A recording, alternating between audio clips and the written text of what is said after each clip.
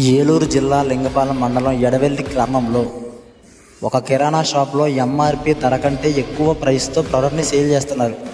అదేంటి అని అడిగినందుకు, నా ప్రోడక్ట్ నేను ఇంతకే ఇస్తాను, తీసుకుంటే తీసుకుని లేకపోతే లేదని ఆయన ఇతిమాతంగా సమాధానం చెప్పకపోగా డబ్బులు రిటర్న్ చేశారు. ఒక చదువుకున్న వాడు వెళ్ళి అడిగితేనే ఎంత ఇష్యూ చేస్తున్నారు. చదువుకున్న వాళ్ళ పరిస్థితి ఏంటి? పల్లెటూర్లలో ఎవరుంటారు, ఎవరు అడుగుతారు, ఎవరికి తెలుసు నేను ఇంతకే అమ్ముతాను, ఇదే చేస్తానంటే ఎలా కుదిరిద్ది? ఎంఆర్పి ధర కంటే ఎక్కువ అమ్మకూడదని తెలుసు, ప్రతి కిరాణా షాప్ వాళ్ళకి తెలుసు. అదే కాకుండా పల్లెటూర్లలో కిరాణా షాపులలో ఎక్స్పైరీ డేట్ అయిపోయిన వస్తువులు కూడా సేల్ చేస్తున్నారు. చదువుకున్న వాడు చూస్తాడు, ఎక్స్పైరీ డేట్ చూస్తాడు, ఎంఆర్పి చూస్తాడు. చదువుకున్న వాళ్ళ పరిస్థితి ఏంటి?